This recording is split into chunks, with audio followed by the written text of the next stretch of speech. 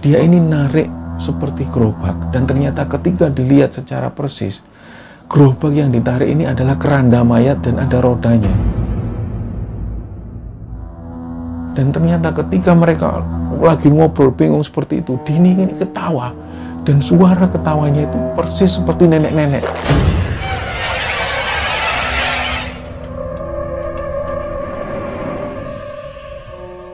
Bismillahirrahmanirrahim. Assalamualaikum warahmatullahi wabarakatuh. Sobat Kembara Sunyi dimanapun berada, pada kesempatan kali ini saya akan bercerita tentang cerita kiriman dari sobat kembara dari Surabaya yang bernama Hendro. Hendro cerita tentang pengalaman yang pernah dialami di tahun 2017 ketika Hendro dan teman-teman menginap di salah satu villa di daerah Jawa Timur. Sebelum masuk ke ceritanya, untuk teman-teman yang sedang nonton tayangan ini dan belum subscribe, yuk subscribe sekarang juga agar kami lebih bersemangat lagi dalam membuat konten-konten terbaru di Kembara Sunyi. Dan untuk teman-teman yang telah mendukung kami sejauh ini, telah membagikan video Kembara Sunyi dan telah menginfokan channel Kembara Sunyi kepada teman-teman yang lain, kami ucapkan terima kasih banyak. Semoga amal kebaikan teman-teman dibalas kebaikan berlipat oleh Allah Subhanahu wa Ta'ala.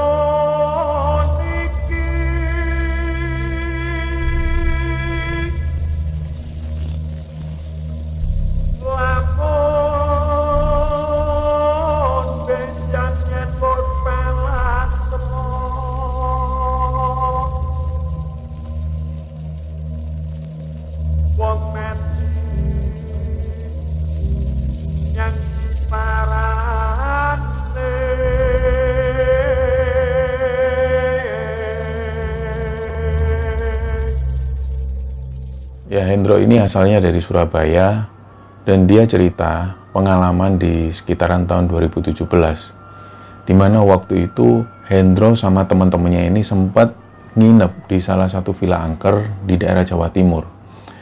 Nah, untuk nama villanya sengaja kami samarkan termasuk juga desanya, jadi untuk menjaga privasi warga yang ada di sana. Jadi awalnya Hendro itu aktif di salah satu kegiatan mahasiswa di kampusnya, dan di situ pada tahun 2017 itu Hendro ditunjuk sebagai ketua pelaksana satu kegiatan. Nama kegiatan ini Rakerma atau rapat kerja mahasiswa, di mana biasanya setiap tahun mereka itu selalu mengadakan rapat kerja di luar kota, lebih tepatnya di villa. Jadi selama di villa itu nantinya mereka akan rapat memaparkan program kerja dan lain-lain. Nah, waktu itu Hendro bersepakat sama teman-temannya untuk kegiatan Rakerma tahun ini kalau bisa jangan dilakukan atau jangan diadakan di villa yang di dekat keramaian. Jadi selama bertahun-tahun itu mereka merasa kalau nggak bisa fokus ketika rapat, karena seringkali villa mereka ini berdekatan dengan villa-villa yang lain yang selalu ada karaoke di sana. Jadi selalu bising dan rame. Jadi mereka rencana mereka mau cari villa yang lebih tenang atau lebih sepi. Ada rekomendasi dari beberapa teman. Jadi ada satu villa yang letaknya itu seperti ada di atas bukit dan pemandangannya bagus, dan kamarnya juga ada 3 kamar, dan di terasnya itu ada teras yang dengan ukuran agak besar. Juga di ruang tamunya juga besar. Jadi pemikiran dari teman-teman Hendro pada waktu itu bisa digunakan untuk rapat ruang tamunya itu. Nah, mereka pun rapat dan menentukan satu hari untuk survei lokasi, termasuk juga survei lokasi villa itu. Mereka rencana nginep di sana 1 malam untuk mengetahui situasi yang ada di villa itu, juga lokasi yang ada di sekitarnya, supaya mereka bisa mengira-ngira atau bisa membayangkan ketika Rakerma nanti digelar, mereka bisa mengantisipasi hal-hal yang tidak diinginkan. Misalnya kalau dinilai nanti villanya terlalu ramai, mereka akan cari villa yang lain. Nah, berangkatlah mereka. Mereka berangkat sore hari, tapi karena nunggu satu teman yang masih kerja, jadi ada satu temennya ini yang kerjanya freelance, jadi ditunggu. Ternyata sampai jam 6 belum juga datang temennya itu. Baru sekitar jam setengah 8 malam, datanglah teman ini dan mereka langsung berangkat. Mereka naik mobil 7 orang, 4 orang perempuan dan 3 orang laki-laki. Mereka berangkat dan di situ yang posisi yang ada di kemudi Hendro. Mereka berangkat sekitar hampir 2 jam perjalanan. Mereka sampai di satu lokasi desa wisata lah.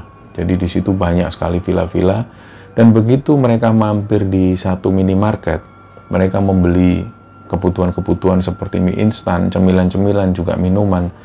Ada bapak-bapak yang nemui Hendro di parkiran mobil itu. Mas, mau cari villa?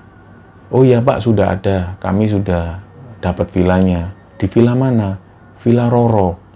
Nah, bapak-bapak ini tanya, nggak ada Mas Villa Roro di sini. Ada Pak yang di atas bukit. Kami rencana nginep di sana. Terus nanti selanjutnya kalau cocok kami akan mengadakan acara rakerma di sana.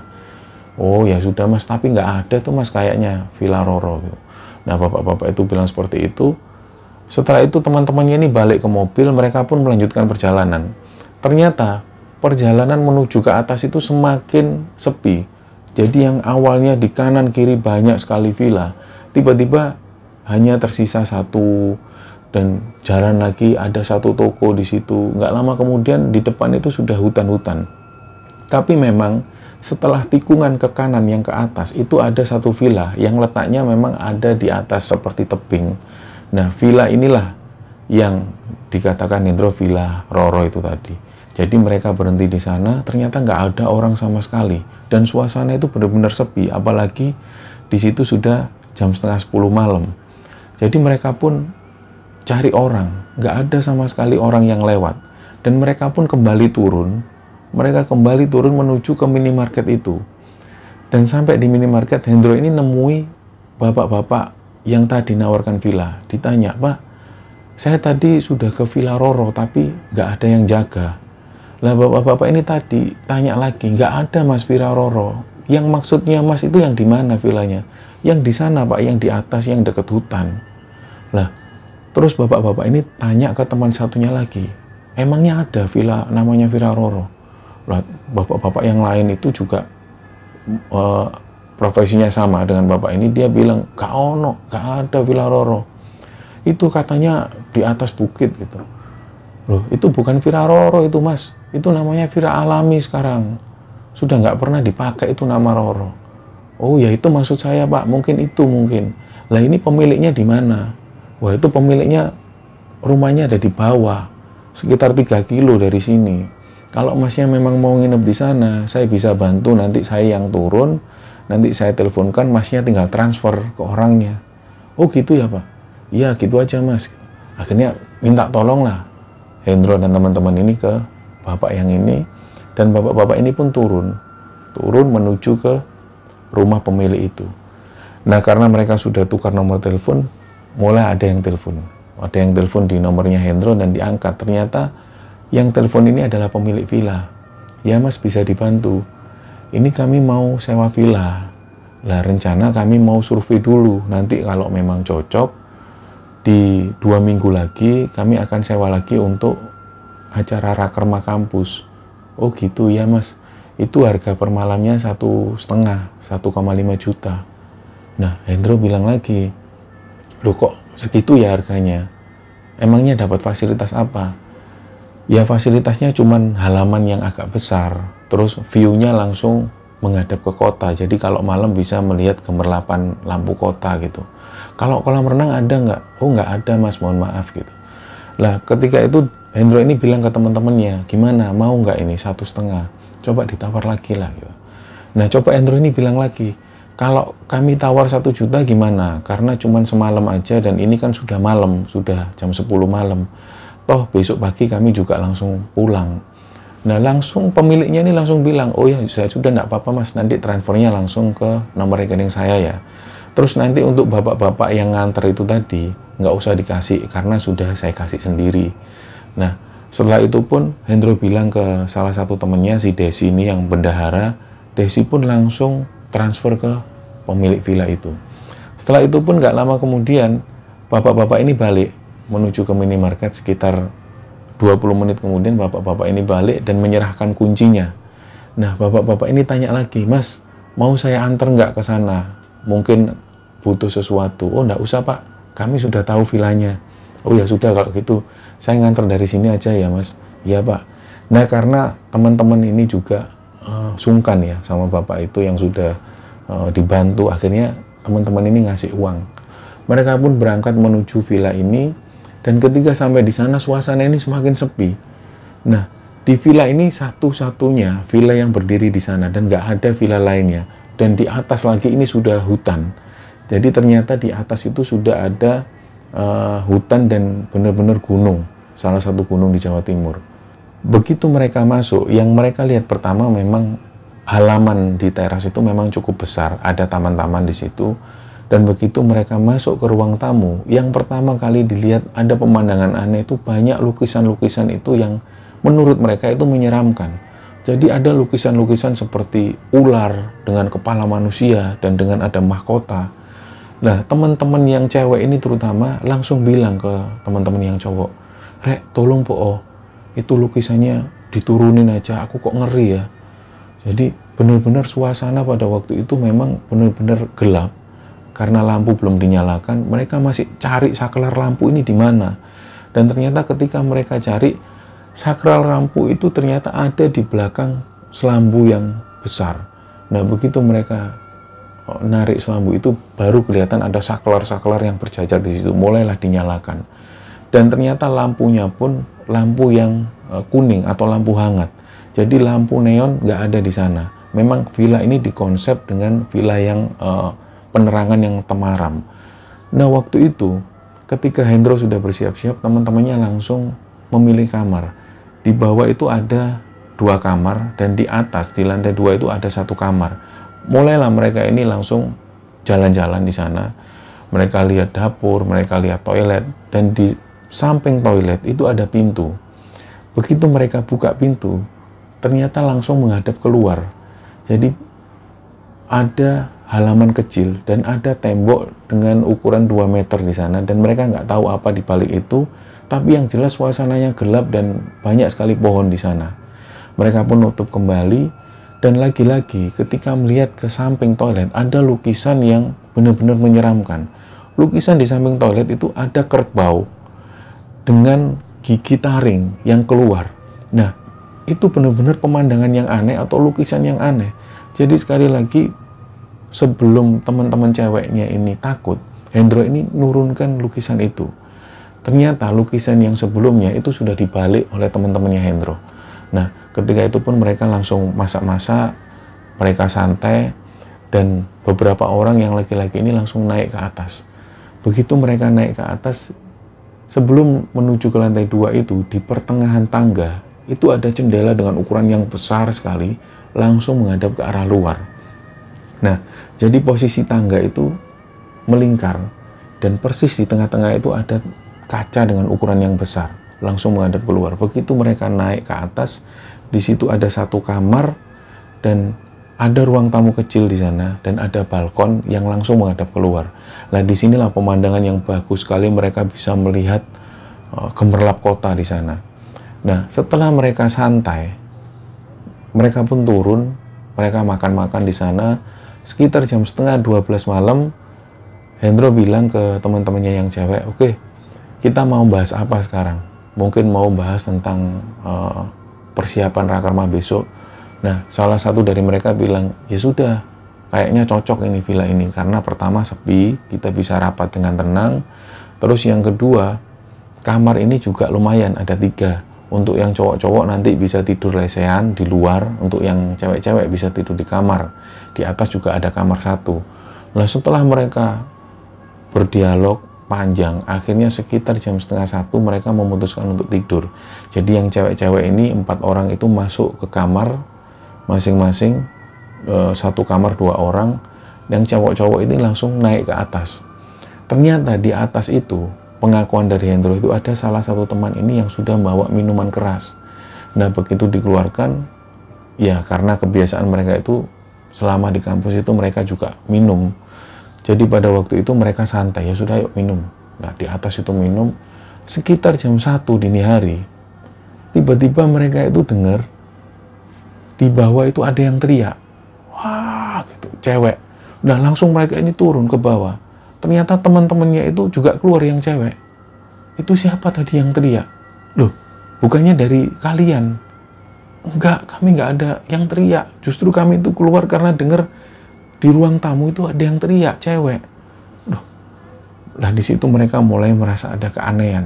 Siapa terus yang teriak ini, suara cewek itu? Nah, karena mereka takut, 4 orang cewek ini terus nggak jadi tidur, mereka duduk-duduk di ruang tamu, 4 orang. Makan cemilan sambil nonton TV. Nah, 3 orang cowok-cowok ini langsung balik ke atas, mereka duduk-duduk lagi di sana, dan tanpa berpikir apapun. Jadi ketika mereka duduk-duduk di ruang tamu itu, mereka ini dengar ada yang mencet tombol bel. Ting tong. Lah, saat itulah mereka ini takut. Jam segini siapa yang mencet bel? Padahal suasana di luar itu sepi. Nah, bel ini mencet lagi. Ting tong. Nah, 1 orang pun ngintip dari arah tirai. Ternyata nggak ada siapa-siapa. Nah, karena si Desi ini orangnya agak berani, jadi dia diem, nggak bilang ke teman-temannya. Siapa, Des? Nggak tahu, nggak ada orang. Yang bener kamu, Des. Udah nggak ada orang, biarin lah, nggak usah diurus lah. Mereka pun nongkrong lagi di sana, dan pas mereka asik-asik nonton TV sambil bercanda-canda, makan-makan cemilan, toilet yang ada di samping pintu, tiba-tiba toilet ini seperti kebuka sendiri. Dan mereka semua lihat, cewek-cewek ini lihat, toilet ini kebuka sendiri, dan tiba-tiba nutup rapat dengan keras. Lah disitulah mereka langsung berlarian menuju ke atas. Dia cerita ke cowok-cowok itu, barusan toilet nutup sendiri. Aku takut. Jadi semuanya takut, dan mereka stay di atas. Jadi semua 7 orang itu stay di atas karena mengalami gangguan di bawah itu. Nah, ketika di atas itu mereka semakin nggak bisa tidur. Jadi cewek-cewek itu ada yang tidur di sofa, juga ada yang menggelar karpet di bawah, dan si cowok-cowok ini belum juga tidur. Ada 2 orang cewek ini yang juga belum bisa tidur. Nah, pas mereka asik-asik, tiba-tiba dari luar itu mereka dengar ada suara orang seperti orang jualan. Mayit. Nah, langsung mereka itu berpikir yang aneh, karena jam segini siapa orang jualan? Nah, cobalah diintip. Mungkin orang jual sate. Jadi kalau memang ada orang jualan, mereka mau panggil itu. Begitu mereka keluar, dilihat itu ternyata ada orang. Orang ini laki-laki tapi rambutnya seukuran bahu dan rambutnya putih semua. Dia ini narik seperti gerobak, dan ternyata ketika dilihat secara persis, gerobak yang ditarik ini adalah keranda mayat dan ada rodanya. Dan orang ini terus meneriakkan ternyata, mayit. Lah, waktu itu Hendro yang melihat pemandangan itu benar-benar tercengang ngelihat pemandangan itu. Jadi persis yang dilihat Hendro itu ada orang yang sedang narik keranda jenazah, dan di dalam ada jenazahnya. Dan orang ini sambil terus menawarkan dagangannya. Mayit. Jadi persis kayak orang lagi jualan. Lah, Hendro itu mundur pelan-pelan. Teman-temannya tanya, jual apa, Ndro? Gak usah lihat. Loh, jual apa kok? Jadi suara ini terus-menerus terdengar. Karena teman-temannya penasaran, keluarlah 2 orang temannya yang cowok ini di luar. Ternyata, ya Allah, astagfirullah, masuk semua. Dan benar-benar pintu ditutup, dan suara ini terus terdengar. Mayit. Lah, cewek-cewek itu yang dengar, itu suara apa sih? Suara apa? Karena suara dari dalam terdengar samar-samar. Nah, semuanya itu diem. Ndro, itu suara apa, Ndro? Suara apa? Udah, diam semua. Suara ini terus terdengar dan tiba-tiba menjauh, terus menghilang. Nah, dengan kejadian yang sudah dilihat Hendro itu, Hendro ini tiba-tiba berpikir, ini ada yang nggak beres dengan tempat ini. Jadi, villa ini benar-benar ada yang nggak beres. Pemandangan itu baru benar-benar dilihat oleh Hendro pertama kali selama hidupnya. Nah, setelah kejadian itu, ternyata ada satu teman itu yang minta diantarkan untuk ke toilet. Karena mereka ini takut. Satu orang cowok ini, namanya Novan, dia minta tolong ke Hendro. Ndro, anterin ke toilet, Ndro. Aku takut, Ndro. Nah, awalnya Hendro bilang, kamu itu cowok kok takut? Apa memang kamu nggak takut? Kalau kamu sendirian, kamu ke toilet, kamu nggak takut? Terus Hendro diem, ya sudah yuk tak antar. Ternyata di situ mereka turun dan diantarlah Novan masuk lebih dulu. Setelah Novan ini keluar, Hendro bilang ke Novan, Van, tungguin aku juga mau kencing. Lah Novan bilang, ya kan kamu juga takut kan? Ya wis tungguin sini lah. Nah Hendro pun masuk ke toilet. Setelah itu Hendro keluar. Dan ternyata Hendro ketika menghadap ke arah Novan, di belakang Novan itu memang ada jendela. Jendela itu kebuka sedikit dan Hendro itu ngelihat ada sosok kuntilanak di situ yang diem dan senyum ke arah Hendro. Nah, waktu itulah Hendro itu diem menunduk. Kenapa, Hendro? Van, jangan noleh, Van. Jangan noleh, ada kuntilanak. Duh, jangan aku takutin, Hendro. Iya, ayo jalan ke atas. Jadi kuntilanak itu benar-benar kelihatan wajahnya dan kayak senyum seperti ini ke arah Hendro. Nah, mereka pun jalan menuju ke tangga. Sambil mereka itu bisik-bisik. Van, tadi aku lihat ada kuntilanak. Dan Novan bilang lagi, kamu ngapain takut sama kuntilanak? Wong mereka nggak ganggu, cuman ngeliatin tok. Sambil jalan itu mereka bisik-bisik satu sama lain. Lah Hendro bilang, emangnya kamu nggak takut? Ngapain takut? Kalau kamu nggak takut, kenapa kamu minta antar ke toilet? Ya enggak, buat temen aja. Bener kamu nggak takut? Enggak lah. Mereka jalan pelan, ternyata di samping Novan itu kuntilanak ini jalan seperti terbang. Terus kuntilanak ini sempat bilang ke Novan, masa sih nggak takut? Nah pas bilang seperti itu, Hendro itu dengar dan ngelihat persis kuntilanak itu bilang seperti itu. Mereka pun lari ke atas. Mereka lari ke atas dan teman-temannya yang ada di atas itu takut semua. Kenapa, Rek? Kenapa? Ya Allah, ojo nakut-nakutin. Lah disitulah Hendro itu benar-benar ngerasa benar-benar gak beres ini. Villa ini benar-benar gak beres. Dan ketika mereka heboh seperti itu, di bawah itu ternyata toilet ini tertutup lagi dengan keras. Wah, pintu toilet tertutup dengan keras. Di situ mereka semakin takut, seperti diteror. Dan mereka bilang ke teman-temannya, udah yuk, ayo kita pergi aja yuk dari sini yuk. Ayo pergi aja yuk. Udahlah, wis persetan lah dengan semua ini. Bener-bener kita itu bener-bener diteror di sini. Nah, ketika dua orang cewek ini dibangunkan, salah satunya sudah bangun. Dan ternyata satu orang cewek ini namanya Dini, dia belum juga bangun. Din, bangun Din, kita mau pulang Din, kita mau pulang. Lah Dini ini masih tertidur pulas. Waktu itu teman-temannya ini bangunin semua, sampai ada yang nyiram dengan air, ada yang mukul wajah Dini. Dini itu masih tertidur pulas. Lah lagi-lagi Hendro itu merasa ada yang aneh. Ini ada yang gak beres sama Dini nih. Coba dibangunin lah, cewek-cewek, coba didudukkan Dini. Nah begitu cewek-cewek ini coba dudukkan Dini, cewek-cewek itu ngerasa benar-benar badan Dini itu berat sekali. Lah dibantulah satu orang cowok, dibantu lagi, masih terasa berat. Jadi semua orang yang ada di situ akhirnya bantu Dini untuk duduk. Jadi Dini itu posisinya lemas seperti tidur. Dan ketika dibangunkan, benar-benar badannya itu berat sekali. Dan 6 orang yang ada di sana yang coba ngangkat Dini benar-benar gak kuat. Lah disitulah benar-benar orang-orang itu benar-benar ketakutan. Dan mereka bingung harus mau ngapain lagi. Ada yang bilang, ya sudahlah, kita nunggu aja lah, toh sebentar lagi subuh, sebentar lagi pagi. Waktu itu memang sudah jam 2 dini hari dan mereka itu bingung antara mau pulang atau mau nunggu subuh pagi hari.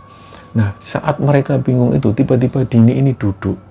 Dini ini duduk dan posisinya itu seperti orang tua yang lagi duduk. Dan dia memandang teman-temannya seperti wajah yang misterius. Jadi Dini itu ngelihat teman-temannya satu sama lain. Noleh kanan, kiri. Lah, teman-temannya yang ngelihat posisi Dini seperti itu, kaget. Dan langsung bilang, Dini, jangan gitu, Din. Dini itu sempat noleh kanan, kiri, dan gak ngomong apapun. Din, jangan gitu, Din, kamu nakutin. Dini. Lah, karena posisi Dini seperti itu, akhirnya salah satu dari mereka bilang, udah yuk kita manggil orang pintar aja yang ada di sini. Dini ini kesurupan, lihat. Dan ternyata ketika mereka lagi ngobrol bingung seperti itu, Dini ini ketawa. Dan suara ketawanya itu persis seperti nenek-nenek. Dan pada saat Dini ketawa seperti itu, mereka itu lari turun ke bawah, langsung buka pintu. Dan ternyata ketika mereka buka pintu itu, seolah-olah pintu ini terkunci. Jadi pintu ini belum juga kebuka. Dan saking paniknya mereka, si Dini ini tiba-tiba turun dari tangga dengan posisi yang pelan. dan terus ketawa. Nah, mereka yang lihat situasi seperti itu, Dini turun dan jalannya seperti orang keraton. Mereka semua takut dan mereka ini coba terus membuka pintu. Sampai kemudian pintu ini kebuka, mereka pun lari. Sampai nggak sempet naik mobil, mereka turun ke bawah. Dan sepanjang perjalanan itu nggak ada sama sekali rumah satupun, nggak ada. Sampai sekitar hampir 1 kilo, baru mereka ketemu satu toko. Satu toko ini tutup dan ada rumahnya di sampingnya. Langsung mereka ini kutuk-kutuk pintu. Pak, tolong pak, pak, tolong pak, tolong pak. Nggak lama kemudian pemilik rumah ini buka pintu. Seperti bangun tidur. Kenapa dek? Pak, minta tolong pak, teman saya kesurupan. Loh, kesurupan di mana? Di Villa Roro. Villa Roro, Villa Alami maksudnya. Iya pak, di sana pak. Loh, sebentar ya. Bapak-bapak ini pun masuk, gak lama kemudian bapak-bapak ini keluar bawa senter. Bapak-bapak ini pakai songkok hitam, dia keluar. Ayo ke sana ayo. Bapak-bapak ini pun ke sana. Dan selama perjalanan menuju ke sana, bapak-bapak ini terus tanya, kalian ini rombongan dari mana? Dari Surabaya pak. Loh, bisa tahu villa ini dari mana? Dari salah satu teman kami. Terus temannya yang kesurupan itu cewek apa cowok? Cewek pak. Ya sudah, ayo ke sana. Jadi sambil jalan terus, ketika akhirnya sampai ke villa, mereka pun masuk ke villa. Ternyata dicari, Dini ini sudah nggak ada. Dicari di toilet, dicari di kamar, dicari di atas, nggak ada. Ternyata begitu salah satu teman itu buka satu kamar yang ada di atas, Dini ini tiba-tiba ada di atas lemari. Posisinya seperti ini. Dan sambil menggoyang-goyangkan badannya. Jadi teman-teman benar-benar kaget. Dini itu tiba-tiba ada di atas lemari dan menggoyang-goyangkan badannya sambil ngelihat ke arah teman-temannya. Langsung teman-temannya ini manggil, Pak, ini Pak yang kesurupan. Masuklah bapak-bapak ini masuk dan kemudian langsung bapak-bapak ini turun. Mak, mudun mak. Ayo mak, mudun mak. Nah, Dini itu masih terus seperti ini sambil goyang-goyang dan lihat ke arah bapak itu. Gak lama kemudian bapak ini coba ngomong sesuatu. Ayo mak, mudun mak, aku katanya ngomong. Nah, gak lama kemudian Dini itu pun turun. Dan bapak-bapak itu minta tolong ke teman-teman. Coba kalian keluar dulu, pintunya ditutup. Saya mau ngomong sama ini. Begitu bapak-bapak itu ngomong sesuatu, gak lama kemudian bapak-bapak ini pun buka pintu dan mempersilahkan mereka masuk. Udah, temanmu udah sadar itu. Mereka tanya ke bapak-bapak ini, Pak, temanku ini kesurupan, gimana ceritanya kok bisa kesurupan? Lah bapak-bapak ini bilang kalau teman sampean itu kesurupan, ada penunggu yang ada di sini. Namanya itu Mak Sutri. Orang-orang itu biasa memanggil beliau itu dengan sebutan Mak Sutri. Nah, beliau ini nggak tahu keberadaannya seperti apa, yang jelas sudah lama tinggal di sini. Nah, tadi saya juga sudah bilang kalau anak-anak ini mau pulang. Mbok kasihan mak sama anak-anak ini, mereka dicari orang tuanya. Disitulah kemudian Mak Sutri ini pergi. Ya sudah, sekarang lebih baik kalian pulang. Kalian sudah nggak usah ngelanjutin di sini. Ya pak, kami juga mau pulang. Terima kasih ya pak sudah bantu kami. Ya sudah, pulanglah kalian. Mereka pun pulang naik mobil dan bapak-bapak ini pun turun kembali ke rumahnya. Mereka pulang. Ternyata sepanjang perjalanan, Dini itu terus diam. Karena Dini ini duduk di bangku tengah. Dia ada di tengah dan ada teman-teman laki-laki yang ada di belakang. Mereka sepanjang perjalanan itu mereka sudah merasa yang aneh. Karena di dalam mobil itu mereka merasa mencium bau yang benar-benar amis. Jadi terus bau amis itu terus tercium sampai salah satu dari mereka itu ngerasa nggak nyaman dan muntah-muntah di situ. Nah, ketika mereka ini turun, kenapa? Aku bau amis kok, mual sampai mual, aku bau amis bener. Nah, semua itu ternyata mencium bau yang sama, tapi mereka nggak mau ngomong karena sudah takut.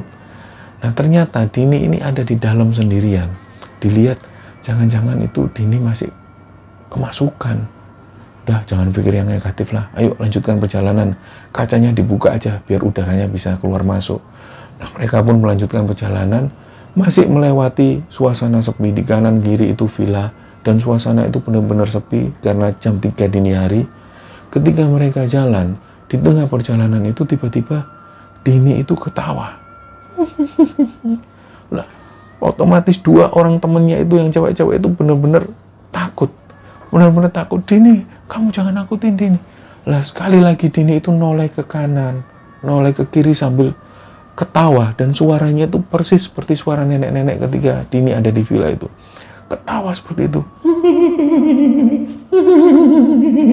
Lah semua akhirnya semburat keluar dari mobil dan benar-benar ketakutan. Jadi di mobil itu cuma ada Dini dan mereka semua berhamburan keluar. Mereka menuju ke satu tempat. Ini gimana terusan? Ini gimana? Kita minta tolong ke siapa lagi? Jadi mereka ada di situ dan waktu itu Hendro itu bilang, sebenarnya aku tuh sudah ngerasa ya ada yang aneh. Pas di mobil ketika mencium bau amis itu, aku ngelihat dari kaca itu, wajah Dini itu benar-benar berubah jadi wajah orang tua. Tapi aku benar-benar diam karena aku takut.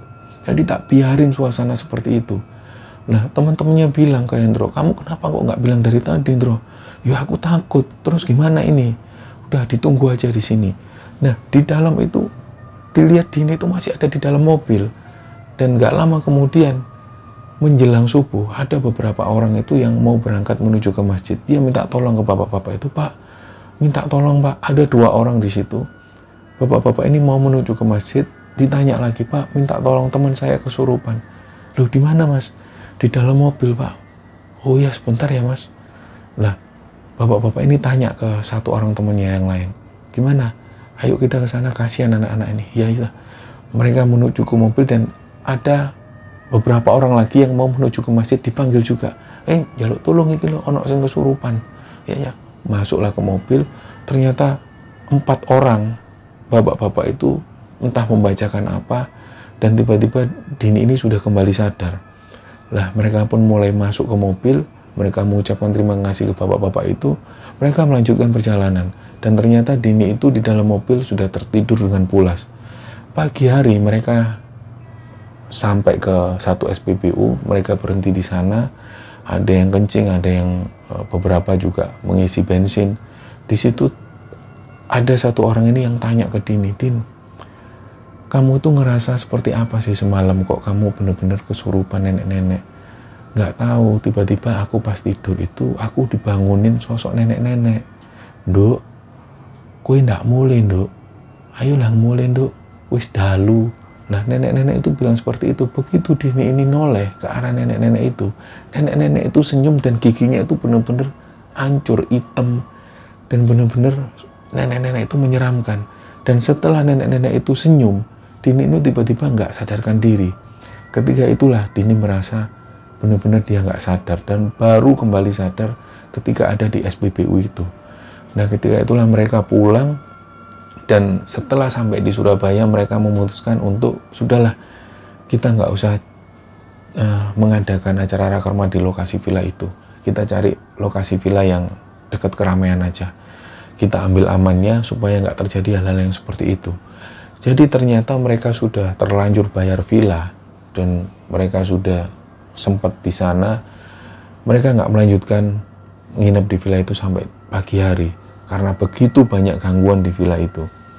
Entah apa yang terjadi dengan villa itu dulu-dulunya. Yang jelas mereka nggak tahu. Yang mereka tahu adalah banyak sekali kejadian-kejadian aneh yang mereka alami ketika ada di villa itu. Dan kisah ini dibagikan oleh Hendro, sobat kembara dari Surabaya. Semoga kisah ini bisa menghibur teman-teman semua, bisa diambil manfaat, juga lebih-lebih bisa diambil hikmah. Terima kasih, mohon maaf kalau ada salah-salah kata. Wassalamualaikum warahmatullahi wabarakatuh.